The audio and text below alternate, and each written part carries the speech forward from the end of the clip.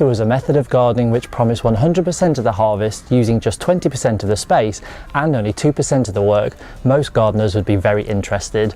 In fact, there is a method which claims to do just that. Square foot gardening is a simple way to create easy to manage raised beds that need a minimum of time spent maintaining them. So, how does it work and what do you need to know before planting a square foot garden? Square foot gardening was developed by retired engineer Mel Bartholomew in the 1970s. He used his analytical skills as an engineer to eliminate the inefficiencies he saw in traditional gardening methods. In particular, he found the average gardener was spending hours weeding the big gaps between long rows of plants, creating unnecessary work for themselves.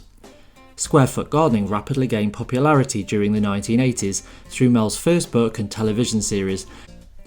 Mel's work is carried on through the Square Foot Gardening Foundation, which promotes the method around the world.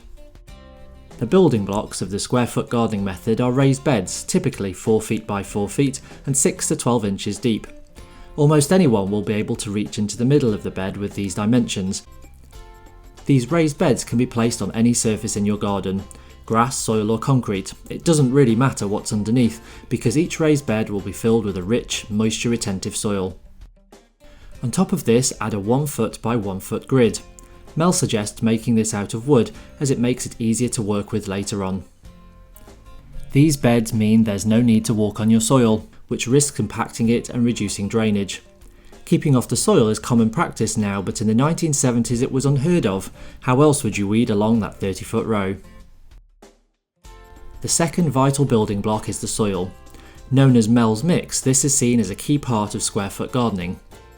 It's made from 1/3 peat moss, 1/3 vermiculite, which is a mined and processed mineral which helps to retain moisture in the mix and also keeps it airy, and 1/3 blended potting soils or compost. Either use your own compost if you make it, or buy several different types and mix them together.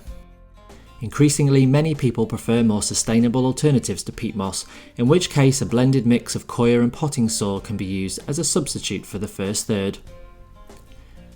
The mix is lightweight, making it easy to work with, and nutrient rich, so it has all the necessary goodness for raising great plants without ever having to add fertiliser.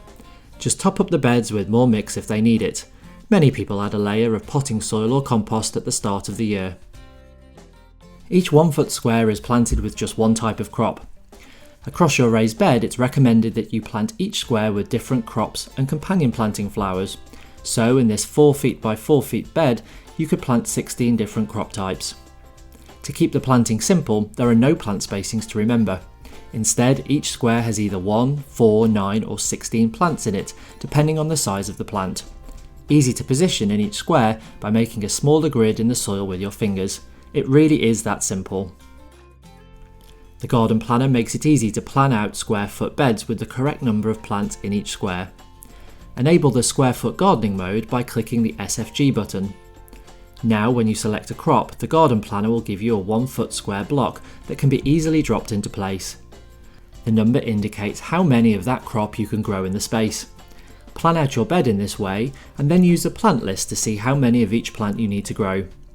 Climbing plants such as peas, beans and cucumbers should be placed along one edge so they can climb up supportive netting. Other crops such as fruit bushes, which don't fit into square foot gardening squares, will automatically retain their standard spacing, and if you want to plant traditional rows of crops, just switch off SFG mode and add them as usual. In traditional gardening methods, you would use most of the packet of seeds along a whole row and then thin out the seedlings to the correct spacings. In square foot gardening, you use just a small pinch of seeds in each planting space, usually 2 or 3 seeds. With this approach, you use less seed than you would if you were using traditional methods. And thinning out is now simplified too. You don't have to worry about the correct spacings. If 2 or 3 seedlings grow, you can just use scissors to snip off the weaker ones. That way you won't disturb the roots of the strongest seedlings, a common problem if you pull up or transplant the extras. It's easy to create structures for the raised beds which will protect your crops and help them to grow. A cage made out of chicken wire will protect it from pets and large pests like squirrels or birds. A dome support can be covered with plastic to keep out a spell of poor weather, or with horticultural fleece to reduce frost damage. And a plant support can easily be created, either at the back so beans and peas can climb up them, or across the top of the bed to provide support to crops such as tomatoes. The all-new Square Foot Gardening book contains full plans of how to make these structures yourself. Square Foot Gardening is an almost fail-safe way to get started with growing your own, but it's not to everyone's taste.